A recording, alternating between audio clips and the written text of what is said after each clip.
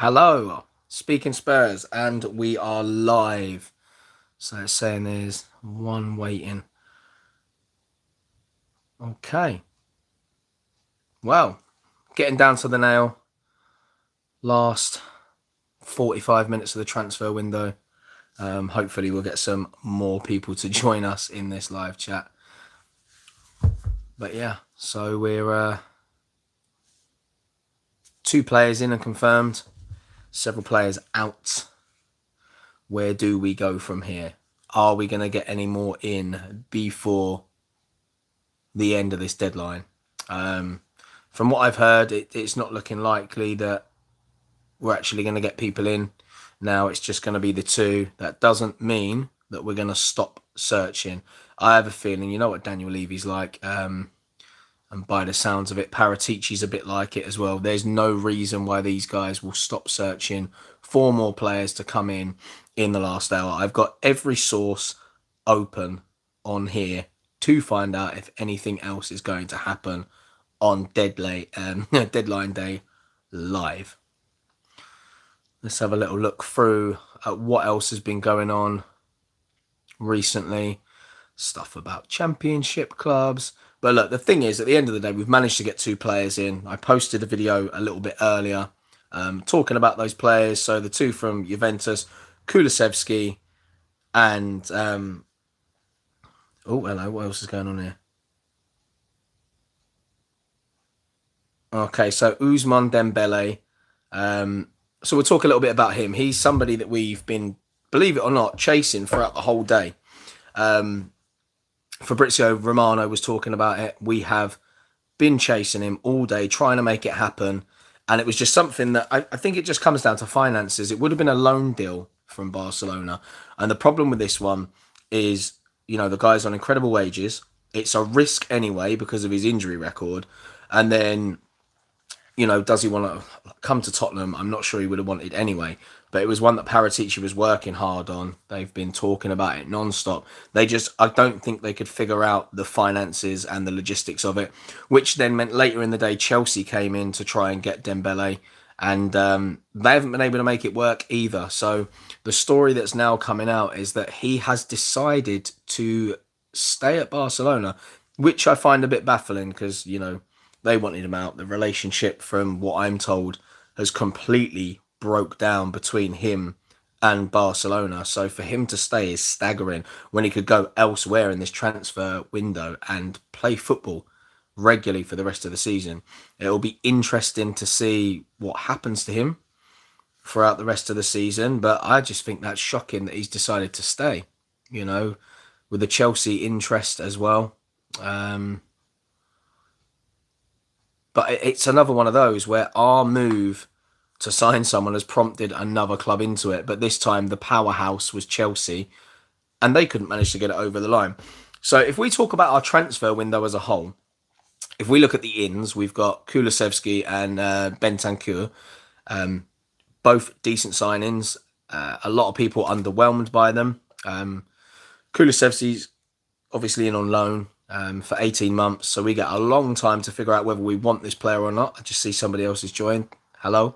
And then Bentancur we've actually signed. He is our player. But between the two of them... Oh, more people tuning in now. Okay, this is good.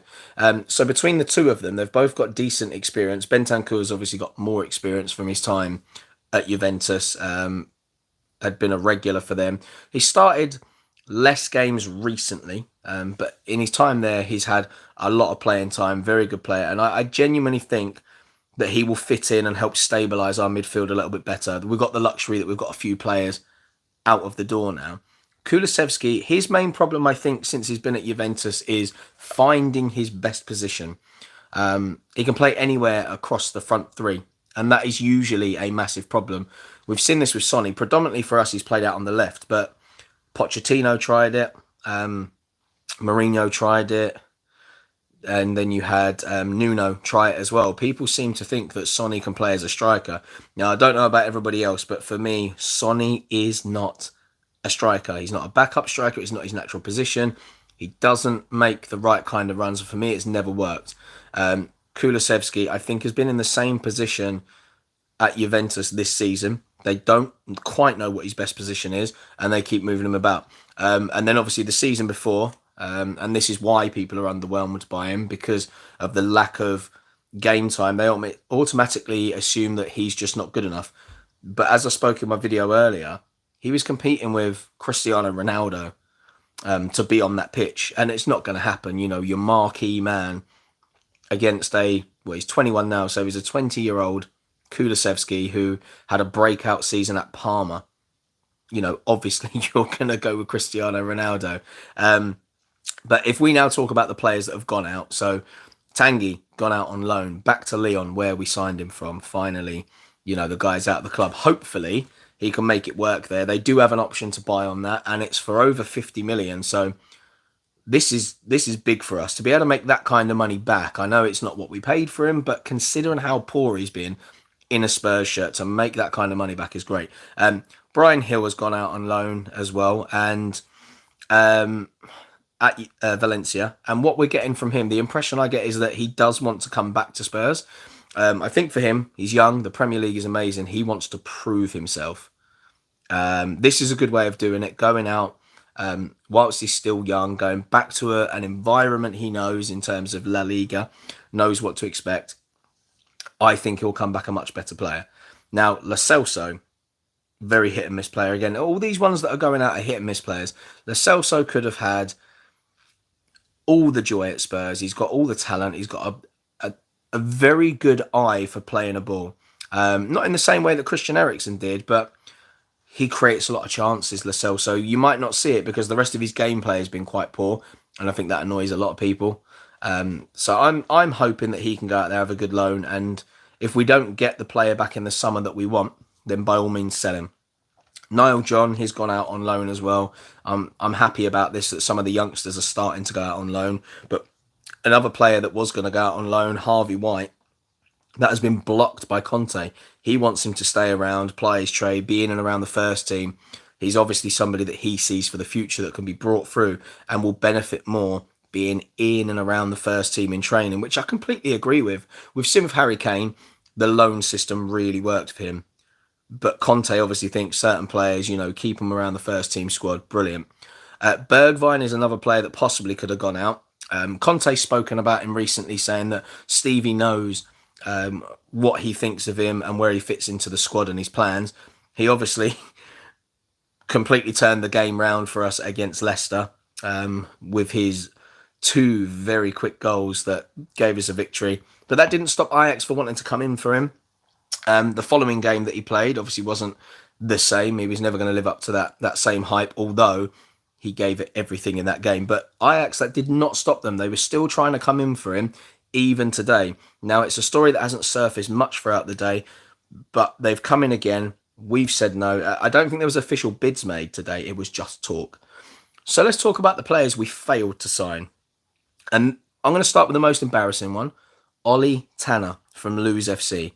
One, at some point, that may have been our first signing of the window, which is crazy considering we want to break back into the top 4 and sign elite level players, and we were linked with a guy from Luz FC. Now, he had been training with us previously, obviously impressed. Us and a few other Premier League clubs were in for him.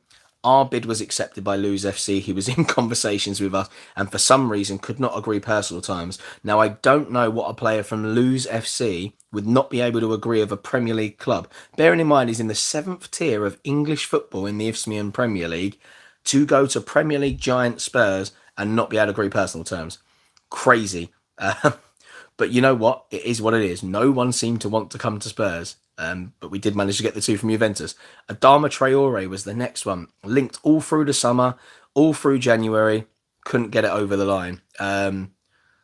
Personal terms were pretty much agreed. Tottenham and Wolves were playing cat and mouse with each other. Tottenham said they'd never made a bid. Wolves said that we made a 15 million bid. Traore's party were saying that personal terms were agreed. And then because we were taking so long, Barcelona come in, want him back in Spain. He come through the ranks at Barcelona. They snap him up, gone. Loan, option to buy. Doesn't mean they'll take it up, which means technically he could still be up for grabs in the summer. But he said, you know, ultimately he wasn't convinced by Spurs because we wanted to use him in a variety of positions. which is fair enough. I get it, but I think had Barcelona not come in for him, he'd have been very happy to come to Spurs. Then Luis Diaz, stolen by another powerhouse of football, Liverpool. For me, this was a frustrating one because if we'd have gone straight in with a bid at his release clause, and it's crazy because Liverpool haven't even paid 40 million for this guy. So if we'd have just come in with a more convincing bid, he might have been our player, and Liverpool, it could have been too late. Paperwork could have been signed, medical could have been done out in Portugal rather than flying him to London and, having a Willian scenario. I remember that when he was pretty much ready to sign the dotted line, had been there, medical done, and then at the last second, boom, ends up at Chelsea. That was the situation we didn't want, which is why we sent people over to Portugal.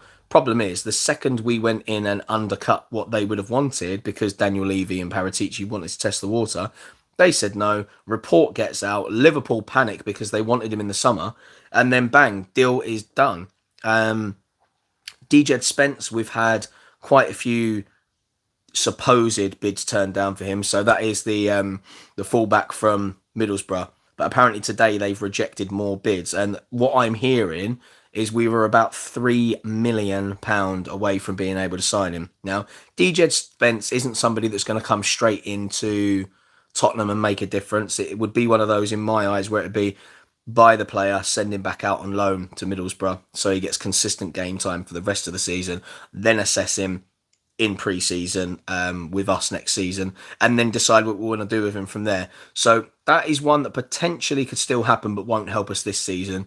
And then, I've spoke about Ousmane Dembélé, not happening. Frank Kessie, someone that we were heavily linked with in the summer, heavily linked with again, really wanted to get this one over the line. So we decided, let's not wait till the summer because everyone's going to be in for him because he's up for grabs on a free. Now, this works for all the clubs because it's cheaper. It also works for him as a player because when a club isn't paying a fee to the other club, he can turn around and go, well, I'll have a nice signing on fee. So that's more money for him. His agent can have more money. The wages likely to be offered will be higher because you've not had a massive outlay. But, we made our move. Obviously, AC Milan accepted the bid because why wouldn't you at the end of the day? You want some money instead of none. Accepted it, put it to him whilst he's been at the African Cup of Nations, and he was like, no, I want to see out the rest of the season. We got a possibility of winning the league. And then what happens? Barcelona come in, start talking to him. He's still going to stay at AC Milan for the rest of the season, but that is where he's most likely to go beginning of the season. Apparently personal terms were agreed over like a gentleman's agreement, probably different to the gentleman's agreement that Harry Kane had with Daniel Levy when he was going to leave.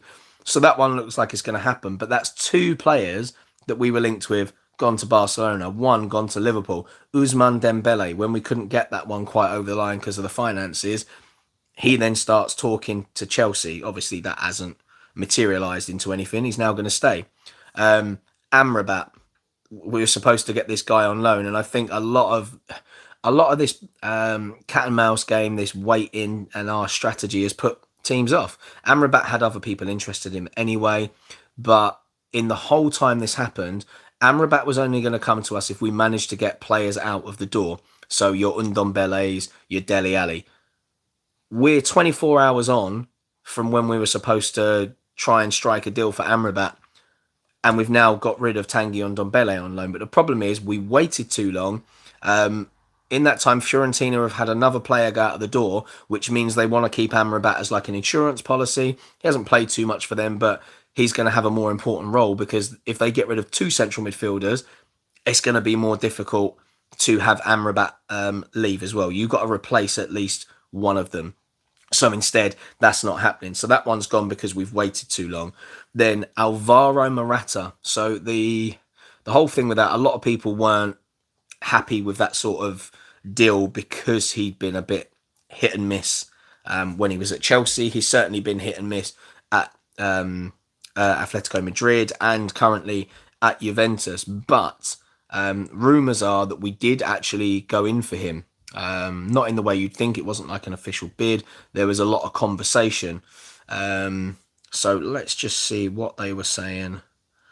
It was, we made an inquiry to sign the 55-goal Juventus striker, according to, and this is journalist Peter O'Rourke. Um, yeah, so it just ended up not going anywhere at all. The conversations. I think the problem is in the January transfer window, a lot of teams want to do loan deals, and we are seeing loads of them. And the whole reason the Dele Alli one couldn't be a loan deal to Everton was because they've already got two domestic loans, which stops him from being able to do that. So if he was to go to a different Premier League club, it could have been a loan, which gives us the option, if he's done well enough, to try and reintegrate him back into the squad next season. He can have a whole pre-season. If it still isn't working, you can then sell him, maybe even to the club he went on loan to. But the situation with January, a lot of teams strike loan deals early. They use up that quota. Then it has to be a permanent transfer. But for us, it's just been mad that we've waited so long to start getting players in the door. A lot of us, I think, we're getting frustrated and worried we were going to end up with no signings whatsoever. I mean, thankfully we got the two in. And when I was talking about Kulusevski earlier, I think a lot of the reservations were because we feel like because we didn't get Luis Diaz, that's why we've gone for Kulusevski. And it's not necessarily the case. It was one of those where Kulusevski was someone we were already looking at. Paratici was the man that brought Kulusevski to Juventus. He obviously likes him. He's a hard-working player. He can score goals. He can create. He's only 21. His breakout season, he was a 19-year-old, and he got Young Player of the Year in Serie A. So, it's a big feat. And then he's obviously up against the likes of Cristiano Ronaldo and whatnot. So it just makes sense that he was always going to have sort of like a calm season. And one thing I will say about Paratici in this window, he has been ambitious. And I know there's a lot of skeptical fans out there that have been saying, we just make out we're going for these people to keep the fans happy and we have no real intent of signing them, and we make out we're disappointed they chose someone else. And I get that. It can come across as that. But I think with Paratici, it's completely different. I think Daniel Levy has been very good at playing mind games and tricking us fans at times into believing we're being extra ambitious when he knows the target he's going to go for anyway. Paratici, I can tell you, is very different. He will line up as many moves as he can, pick the one that he thinks is right for us. And that's not just financial like Daniel Levy is. With Paratici, it's about football first, and then it will be about the player's mentality and how he thinks they will blend with the squad. Then it will be financial. Financial will be the third thing that comes into his mind and tries to work it. But you just look at some of those players that we have been linked with since he's been here. They're top players. Like, we were going to try and be ambitious and try and get Rudiger when his Chelsea contract had ended. And Rudiger, in my opinion, since Tuchel has come in, has been one of the best defenders in the Premier League. Kulusevski, Bentancur, both Juventus. It's very ambitious. We've got them both in. Adama Traore, all right, not the most ambitious, but it's still not a useless player.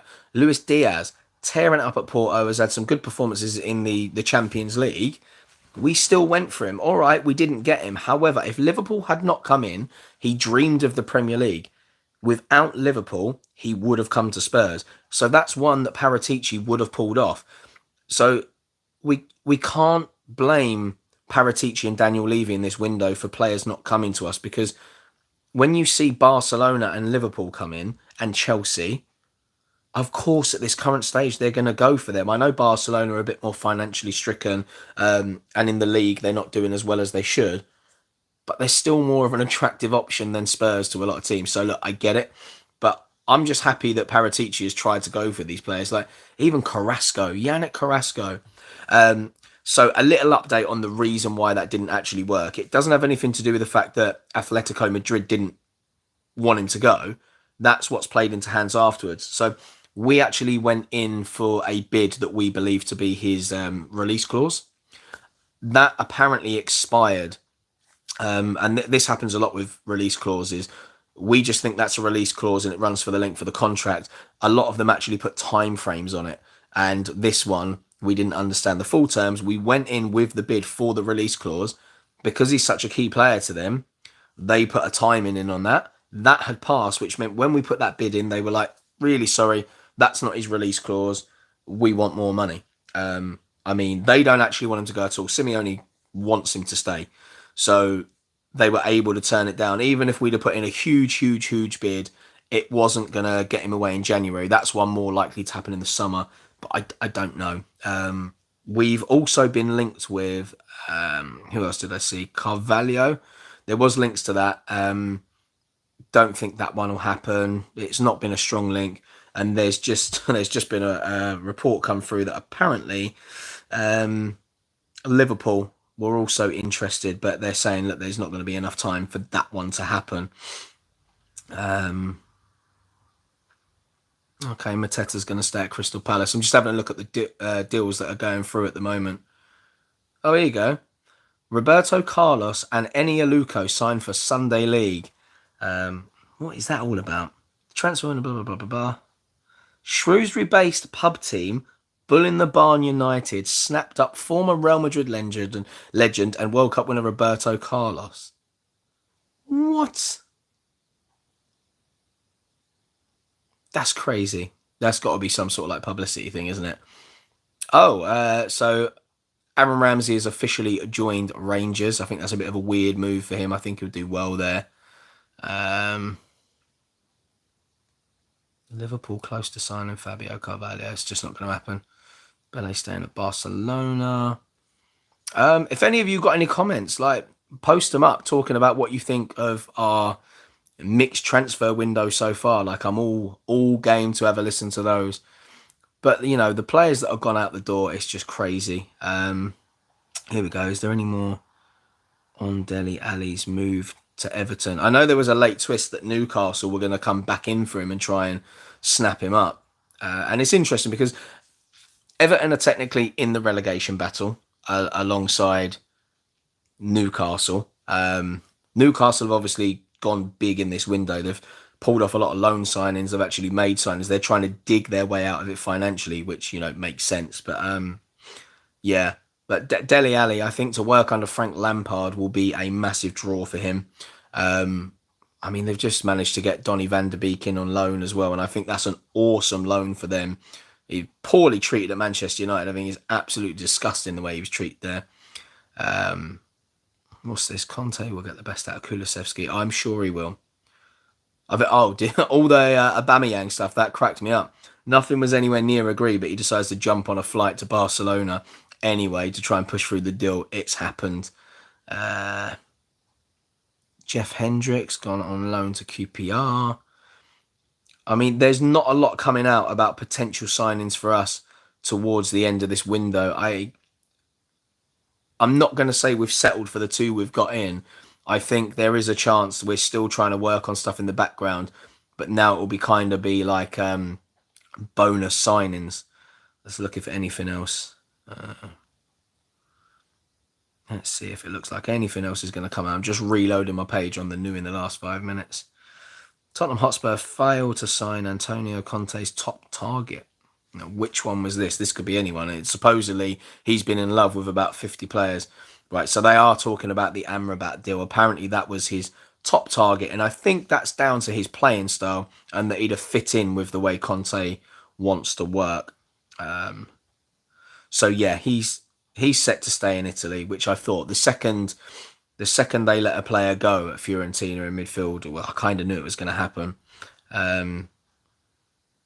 Apparently, he wanted the 25-year-old over any other available targets, but Bentancur was signed permanently in his place, so we weren't going to try and sign both of them. According to Fabrizio Romano, the deal collapsed.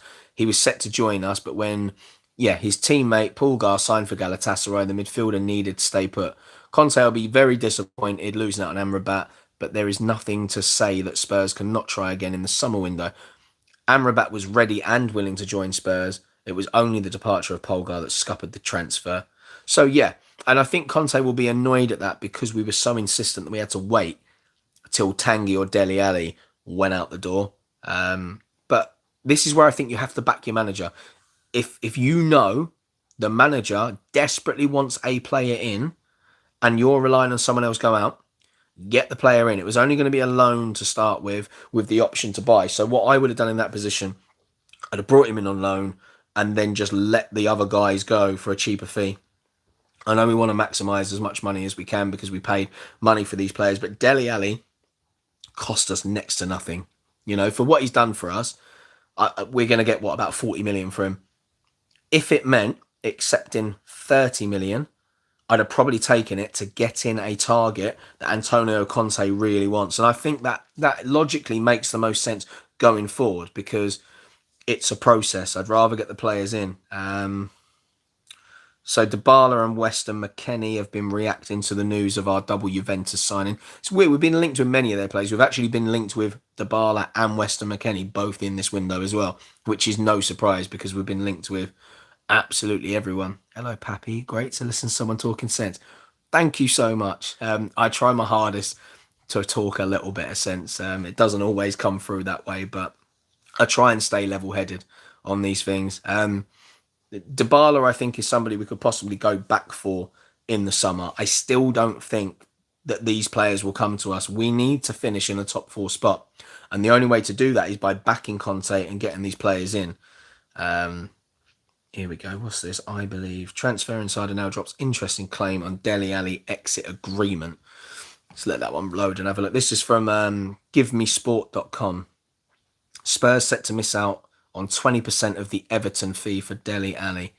That's because MK Dons had a percentage of the sell-on fee, like we've actually got with Marcus Edwards. Remember him, the young guy? He went to, is it Vitoria? Can't remember the name. The ones in the Portuguese league. He's obviously done very well there. Scored a goal against Arsenal, which we were very, very happy about. So he's actually on the move as well, staying in that division, and we are due to get 50% of the fee. Now, it's not a huge fee he's gone for, but, every little helps, especially when it's a player that's not yours anymore. But yeah, so Dele Alli joined us for 5 million from League One MK Dons 7 years ago. It's flown by, absolutely flown by.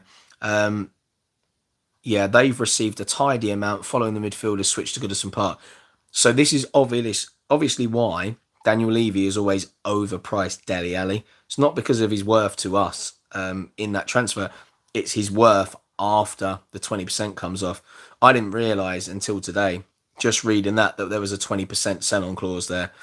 I mean, look, he's been a brilliant servant for us, hasn't he, Dele Alli? Like, what he's given us in those first few seasons was fantastic. Like, we signed him, we sent him straight back out on loan, so he had that rest of the season to continue his development. He came in, and I don't think Pochettino actually thought he was going to hit the ground running in the Premier League the way he did. Like, he gave this kid a real opportunity. He didn't just take it with both hands. He took it with everything. And I think what a player he was. In his first 3 seasons, he established himself as one of the finest talents in England. Like, hands down. The guy went from being a 5 million signing to being quoted to be worth like 100 million. He secured consecutive PFA Young Player of the Year awards. Was one of the biggest success stories of the Pochettino era, and he was like some of the goals he scored. And we're never gonna forget the one against Crystal Palace. Like, what a goal! What a goal! During that little period, he was directly involved in 87 goals, alongside Harry Kane, Christian Eriksen, one of the first names on the team sheet. In the England squad constantly. At one point, I mean, I remember growing up, like I'm 33 now, so I remember growing up with not many Spurs players ever making the England team. You'd see maybe Aaron Lennon in there. So we're talking in my teenage years, early 20s. Aaron Lennon would get in every now and again. Ledley King, if he was fit, would get in. Michael Dawson made a few squads. Jamie Redknapp when he was there. But it was only ever like 1 or maybe 2 at a time if we were lucky. We had a period where we had Eric Dyer, Danny Rose, Kyle Walker, Dele Alli, Harry Kane. Was it just the 5? It was 5 or 6. I think in one squad we actually had 6 in there. But for the majority of the time, we had 5 players in the England squad, which was incredible. It was such a good time for us.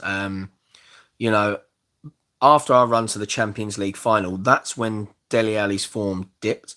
And it's not just his, but I think because he was such a big player for us, he kind of gets made out to be a bit of a scapegoat. But after that Champions League final, it just wasn't the same around Spurs. I mean, I think the first mistake that we made was allowing Harry Kane to start the game, especially after the heroics of Lucas Moura against Ajax, the important role that Fernando Llorente played in that Champions League run, and I think a lot of people forget just how important he was in that. Some crucial hold-up play, some lovely little flick-ons, a couple of goals. Might have been sloppy, goals nonetheless. Don't care how they go in. They could have gone in off his back, off of his calf. I don't care. He did his job. So for Harry Kane to start that game, I think ruffled a few feathers. I know Lucas Moura was miffed at the whole situation. And then to lose it the way we did, obviously, it was probably the worst Champions League final in history. You know, a 3-week break after the Premier League had finished to have 2 English teams play without any proper games in between, just training. Didn't make any sense. But yeah, back to Dele Alli after that. The last few seasons, Premier League starts for him have been few and far between. He hasn't scored a goal from open play for more than 2 years. I mean, that highlights exactly how much he's fallen. Clearly not part of Antonio Conte's plans moving forward. He's been allowed to leave and is on the verge of the permanent deal. I'm waiting for Spurs to put it on their website that he's gone. But the Kulusevski and Bentancur deals, it was interesting because they were actually finalised about, I mean, one of them I think was half hour before it went up and the other one was about an hour. I think we broke the news about Bentancur on our Twitter before anything. It was confusing because I was going to make a video there and then at work. I was going to go off on a snidey break and make a video announcing the deals. But with Tottenham in a transfer window, you can never underestimate what can happen. All it takes is 1 second, deal gone. And then Spurs finally put them up. So I think we kind of wait beforehand. Like, there's no guarantee these deals are done. So, what's this? The Toffees are expected to pay around 10 million for his services, although Jones believes MK Dons will back about 20%. The fees that are being circulated for Dele Alli are very, very hit and miss. I'm a little bit miffed because we don't really know what the final total is going to be to that. I expect the majority of the deal will be based on add-ons. It will be based on goals, assists, the amount of games that he plays. And a lot of times, clubs are really clever. What they will do is they will play him in the league, but then not play him in the cups to rack up the games. Everton, they're in no position to not play these players. So I think it'll be very easy for him to rack up all these appearances, which will then get us the fees. It'll be interesting to see what Tanguy Ndombele does at Lyon, bearing in mind that's where he came from to us. So I got a feeling he'll be at his most comfortable over there, and we could potentially see a really good Tanguy Ndombele, and that might reignite his career a little bit. And then hopefully they'll pay a nice big fee for him in that 50 million region that we're talking about, and he'll be gone and off our back. So a lot of deals are coming through now. Nothing for Spurs, it's looking like, as we've got 12 minutes left in the window. One of the interesting ones for me was the Yves Bissouma links. Now, I don't know about you, but I'd love to have Bissouma. I don't know why nobody has gone in for him before. I said this in my last video. What a player. Every time we're at football training, and then every now and again in the group chat, some of us will talk about Yves Bissouma. We can't understand why no one's gone in for him. He is elite. He's been so good at Brighton to the point where Graham Potter has come out and been like, he ain't going nowhere. We're not a selling club. We don't need to. You know, the owners are good. The club's financially great. The fans are great. We don't need to sell. We're under no pressure. And I genuinely think you come in for a big enough amount of money that they'll sit there and go, you know what, we have to think about this. Like, we will never get this money for him again. Because obviously the longer the contract goes on, the less money they're going to go for. Still on Sky Sports even now, Dele Alli's situation, it hasn't changed. It just says Ali to undergo medical ahead of 40 million move to Everton. It's not official, although some sources are saying it is a done deal. Romano's come out and said it. I think Damasio has said it. We are just waiting for it to finally go through, but very quiet on all the sites I'm looking at now about as to whether we're going to get anyone else in. Very, very quiet. I think Alistair Gold was talking earlier, and he essentially said it looks like after the 2 lads from Juventus come in that we're probably not going to sign anyone else. But he himself said don't rule anything out. And the interesting thing about the January transfer window as well is you only have to get a certain amount of documentation in to the Premier League and the FA to get the deal done. So there is no reason why you can't have something going on in the background. And the beautiful thing is with the connections now, medicals can be done in other countries. You just have to have, certain tests that are run in a facility, so they can do that at the clubs they're currently at. They can go to a local hospital, to their local, like their gyms and stuff with medical staff. But to me, it definitely looks like, it looks like we're done. We had expectations for this window. We know that Antonio Conte wanted back in. And he has to an extent. We've signed an attacking player. We've signed a midfielder. I know that he wanted a right wing back. I mean, that's a tough area, the right wing back. Obviously, you had Emerson Royale has been gradually, he was on a gradual incline. He was getting better. And then he's hit a bit of a sticky patch. Like him and Doherty, for me, their end product is not great.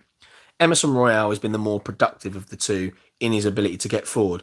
Matt Doherty just seems a shadow of the player that there was at Wolves until he had a decent game against Leicester himself alongside Bergwijn. He came on that pitch and was making runs that he wouldn't normally make. The first thing he did, he made a tackle, played a 1-2 in midfield, then played a 1-2 with Harry Kane and put a ball in. Not a great ball, but he put a ball in nonetheless. So to not sign a right wing back for me is not the worst thing. If we get the rest of it right, then the right wing back, it becomes a semi-problem position, but not enough to stop us from finishing the top four. Because I think the other teams around us, Manchester United, are the reason why we're back in the race for the top four. Like, based on the other teams above, Manchester United should have sealed that fourth spot. They've let everyone else back in, and it's just become an absolute battlefield.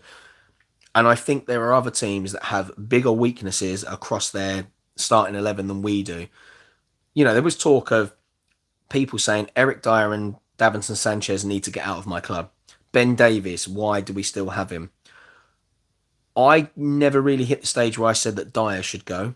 I'm one of his secret fans. However, Davinson Sanchez, I think I'd almost lost my rag with and thought, you know what, we've tried. He was a big signing. He came through a good academy. He just didn't live up to the expectation. However, in a back three, Dyer in that quarterback role, I think, has taken his game to another level because he's got the passing ability of a defensive midfielder. He's got the awareness of a centre-back because that's where he's come from. Then he's got two guys either side of him to do a bit of running for him. Davinson Sanchez is fairly quick. Ben Davies has that intelligence.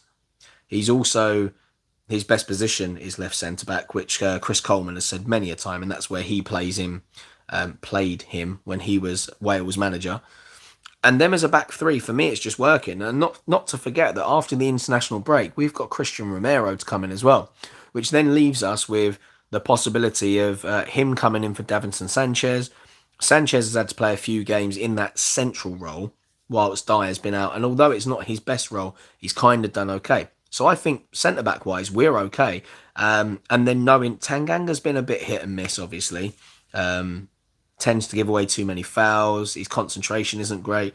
I'm surprised Rodon never got a chance. And I don't understand why Rodon hasn't been allowed to leave. So the only reason why Tanganga hasn't gone is because Conte has made the decision that he's going to keep him. He was linked with several clubs in this window, mainly in Italy. Clubs wanting him. And he wouldn't be the first Premier League defender to go over to Italy and be a success. Chris Smalling obviously moved over and had done fairly well. Tanganga could have done the same thing on loan for me. There were clubs that actually wanted to sign him. Conte blocked it, so he must see something in him in training, and all we're seeing is these big mistakes. He's just the newest defender that has the mistakes in him. But I still don't understand the Joe Rodon situation. If you're not going to play him, why have we not let him go out on loan somewhere? Very, very baffled, because now we've got Dyer, Davies, Sanchez, Romero, Tanganga. We've got five proper centre-backs in there, and I get it. Because he plays with a three, it makes sense to have the two in cover. But Rodon's development is just going to be completely halted, and we're never going to have a player of the ability that he's got. He's never going to move on to that next level whilst he's sitting on the bench. So I'm very shocked that he hasn't gone out in this window. With regards to Matt Doherty, I think the reason he hasn't gone anywhere is just because nobody's come in for him. I don't think we've pushed his availability out there purely because we wanted to make sure we can get someone in. You didn't want to leave yourself in a situation where we let Doherty go. It's then just Romero. He gets an injury. You're then forced to play Tanganga there. And as we've seen, he can't play in that position. He can play as a right back. He can't play as a right wing back. He's just not quick enough to be up and down all game. He's not slow, don't get me wrong, but he's just got too many mistakes in him to be that player there. So I think one of those two should have gone out the door on loan at least. But apart from that, looking through the squad, I wouldn't have got rid of many of them. I'd have maybe looked to bring in another goalkeeper with the possibility of allowing Galini to go back. I don't think it's going to work. I don't think he will be the man to take over from Hugo Lloris. He hasn't had loads and loads of opportunities. Conte come in and very much was of the attitude that he will keep Lloris playing. Galini's only played a couple of cup games, but I just don't think he's the right man. I think with Sam Johnston having a bit of a falling out in the Championship, I'd have probably gone in for him. Dean Henderson, his situation hadn't changed much at Manchester United, but they want him to stay. So I wouldn't have gone in for that, but certainly gone in for Sam Johnston 100%. I think that would have been a good one to bring in this window, get him bedded into the squad. He's a good enough keeper to come in cup games, good enough to be called upon if anything happens to Hugo Lloris. Like we've seen him for England, we've seen him in the Premier League, we've seen him in the Championship. It makes sense to me to have allowed Galini to go back, terminated that loan, and get one in. What's this? Man United fans fear for Donny van der Beek as Dele Alli nears Everton switch. All right, so the Man United fans are basically panicking that because he got no game time at Everton, Dele Alli's going to go over there and block his path. But the thing about Frank Lampard, he's quite happy to go and attack. So when he was Chelsea manager, the difference between him and Tuchel is Tuchel will attack, but he's got the know-how to realise when he should stop attacking and try and put the game to bed in that sense. Whereas Frank Lampard, one of his biggest mistakes at Chelsea, but one of the biggest reasons why I enjoyed watching him as a manager, he would just keep attacking. He would risk losing the game 1-0 because he was trying to win the game. Whereas a lot of managers will accept it's not happening, will hold out for the draw and see what happens. Not Frank Lampard. He would just go for it, and that's ultimately what cost him his job. But look, we're 3 minutes away from the end of the transfer window, and there is nothing coming in whatsoever. Nothing at all coming in now. I'd be very, very, very surprised if there was one under the radar that we don't know about. It's more now just looking at what we're looking at. Something else has come out about the Morata scenario now. Tottenham were willing to accept terms to sign amazing striker.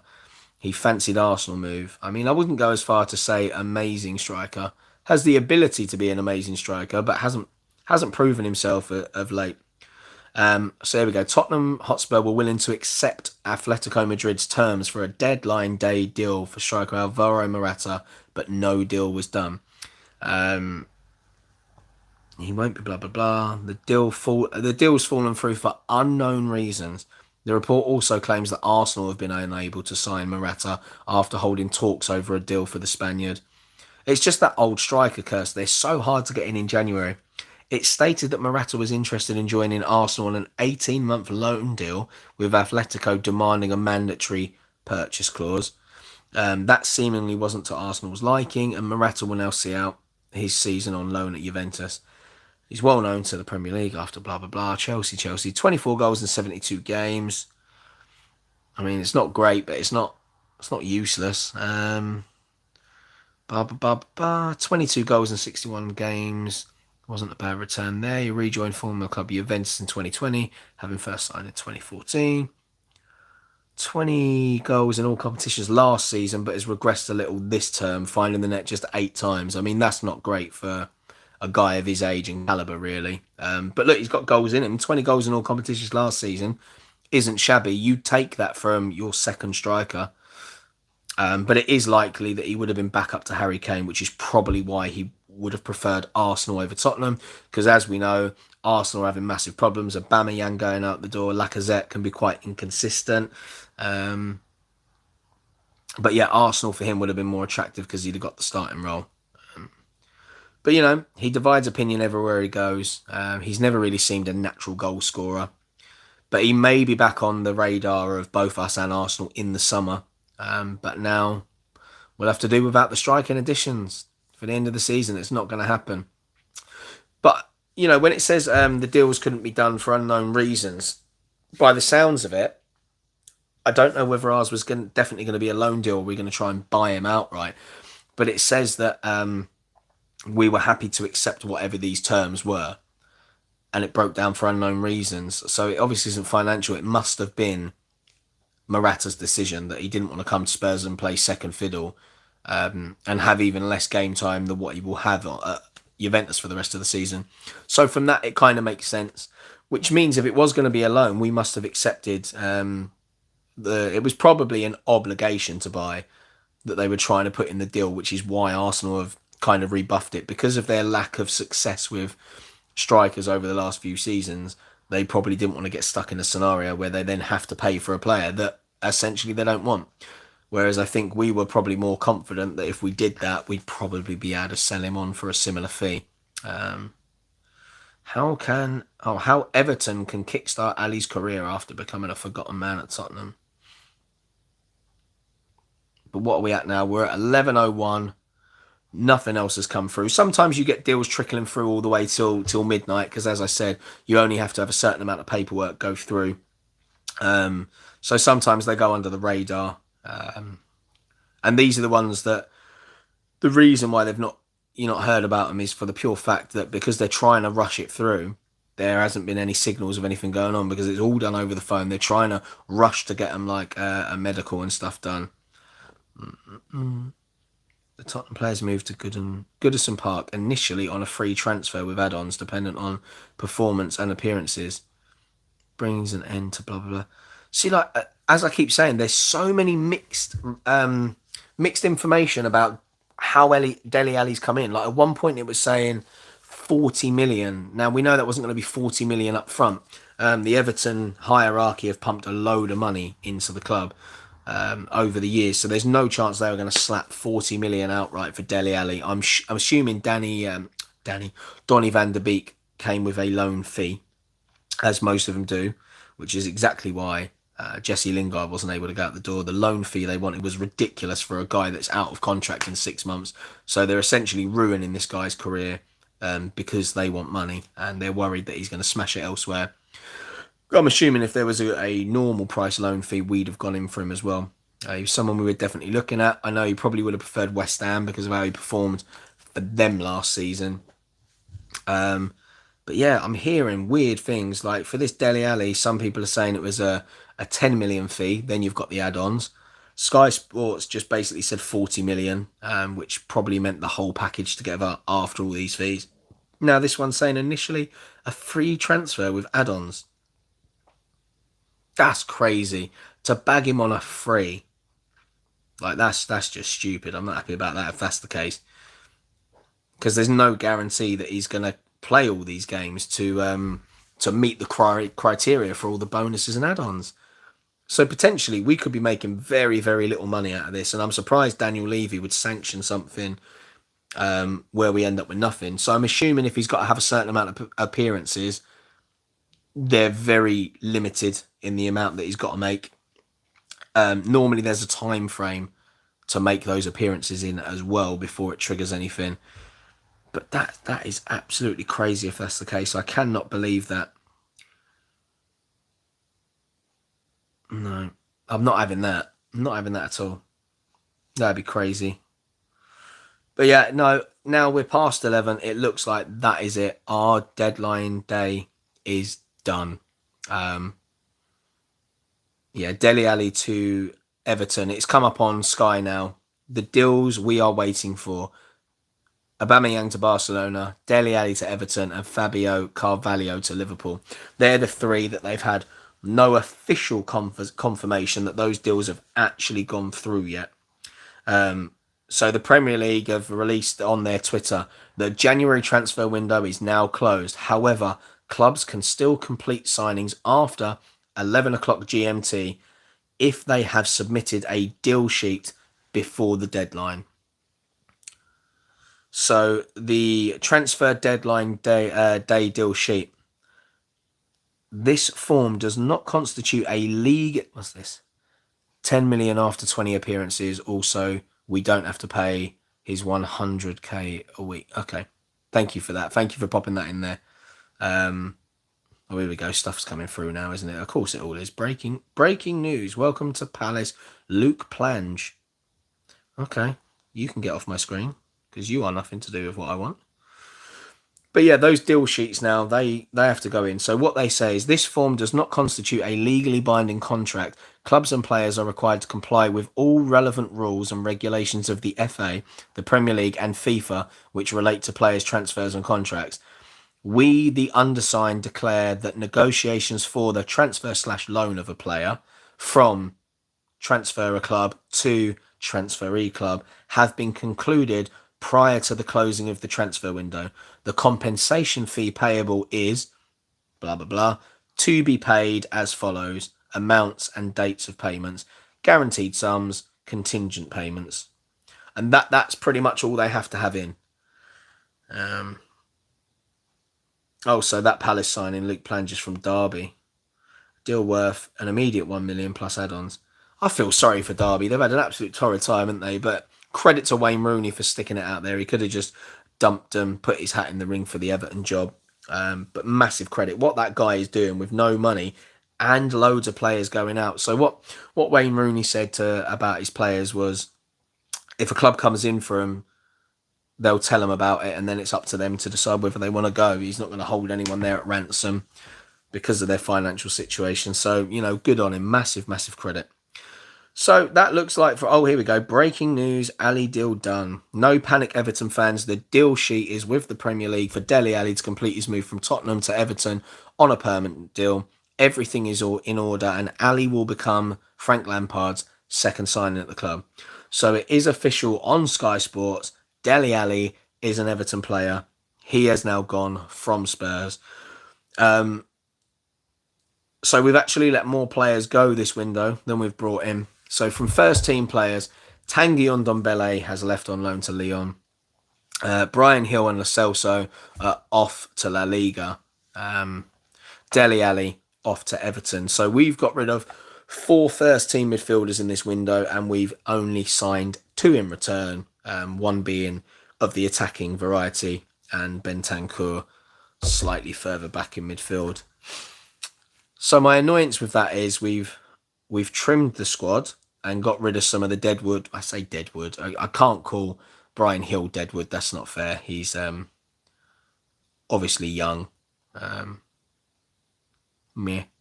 Oh, here we go. New Tottenham signing Dejan Kulusevski wears the number 44 shirt because of Adnan Januzaj. Oh, right. Okay. Let's have a little read of that then, shall we? Spurs announced Kulusevski on... Yeah, we got that bit. He wore the number 44 for Atalanta, Parma and Juventus, according to The Athletic, and it's all down to Januzaj. Okay. Kulusevski watched Januzaj play for United in a friendly in Sweden when he was a teenager and become absorbed in the Belgium international's fearlessness on the ball. Januzaj was named on the bench for Sir Alex Ferguson's final game as United manager in 2013. When he was just 18, he broke into the first team, yada, yada, yada, yada. After that, his Old Trafford career started to falter. I don't really care about that. All right, well, there you go. That's why he's going to be wearing the number 44. You often find that in Italy anyway. They have weird numbers, don't they? You see players with like the number 99 and stuff like that. They've all worn very strange numbers over there. I don't really understand why they do it. But there you go, Kulusevski, that's why he's wearing the number 44. Because as a teenager, he enjoyed watching Januzaj. And I mean, to be fair, when he broke through Januzaj, he looked like he was going to be one hell of a player. Right, so here we go. Let's have a proper look at the full ins and outs on transfer deadline day for Tottenham Hotspur. And this is coming from football.london which I'm pretty sure is where Alistair Gold works out on. So Kulusevski joins and Dembélé departs, the full ins and outs. So Tottenham had a busy January transfer window. For outs we did, not so much ins. It was busy in the sense that we tried to sign about 1 million players and then got the two. So Antonio Conte made no secret that he wanted fresh faces in at Spurs after taking over in November. He's kind of continued to make that clear throughout the January transfer window, basically saying he wants the club to back him.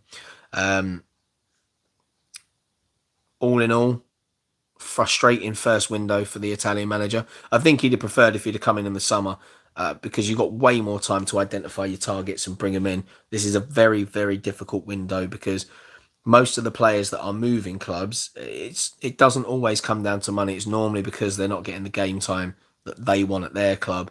So it makes it a lot harder. So he did manage to bring in the two new players. Right, so the full list. Rodrigo Bentancur, 20 million is what he's cost us from Juventus, and that's with the add-ons included. As we said about Dejan Kulusevski, he is a loan deal for 18 months from Juventus. They're the two in. Outgoings, Tanguy and Ndombele, on loan to Lyon, which is the club that we bought him from. Brian Hill on loan to Valencia, who are currently mid-table out in La Liga.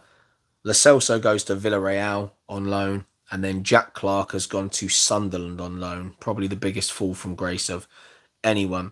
So what's next for the two signings? Well, Bentancur and Kulusevski, they come in from Juventus. We'll be eager to see him in action.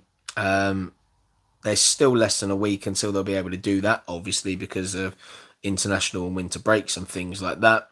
So we're next in action in the FA Cup 4th round at home to Brighton.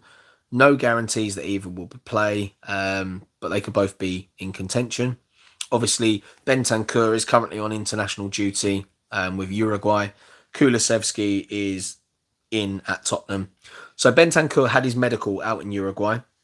And then Kulusevski, he was flown into Spurs on the private jet, had the medical there, everything's done. So that means they've done all their interview videos properly with Kulusevski. They would have been able to do some videos like they do.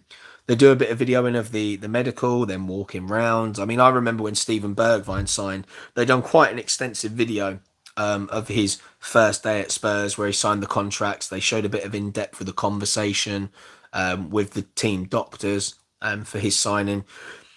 Then managed to do all the photos with the shirt and things like that. So for Kulusevski, it was probably quite a busy day, working with lots of members of the team in the background, the doctors, the social media teams.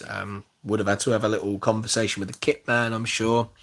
So yeah, Brighton is our next game. And then both of his new players hopefully can get off to a really good start and have the desired impact to push us into the top 4 this season with the likes of Arsenal, Man United and West Ham all in the battle for that Champions League spot. The next Premier League clash is at home against Southampton, and that is next Wednesday evening. It'll be nice to get back into the Premier League. I hate these breaks. I understand the players need a break, but just not a fan. I mean, when it comes to international breaks, unless it is a major tournament, can't stand them either. The amount of players that we have injured on international duty, we know this. Romero, Lo Celso,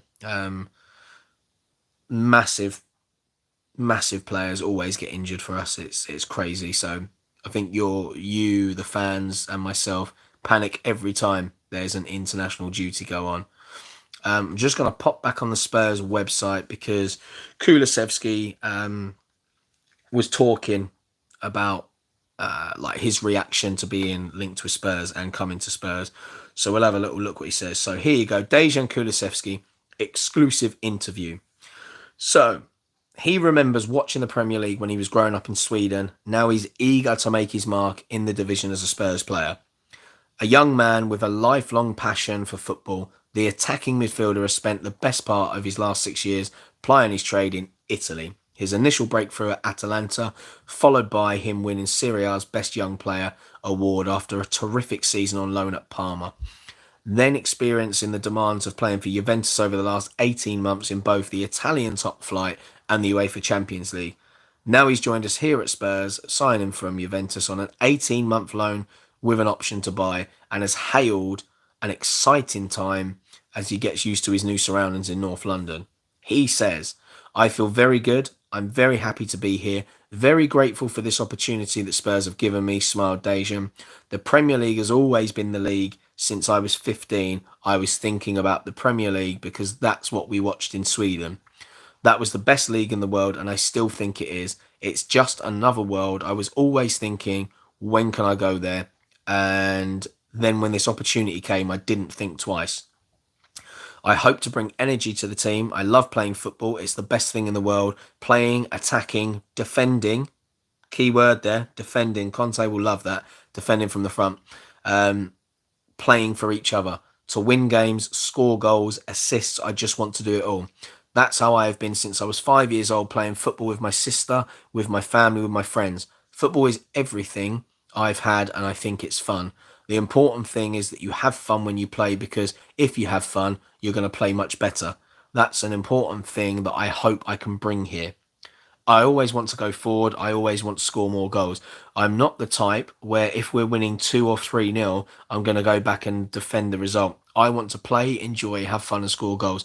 I'm very happy just coming here with fresh energy, a new club, a new stadium. I can't wait to meet the fans, to get to know the whole club, the players in the team. It's just exciting times. I'm so happy to be here. Really, it's a dream come true being here."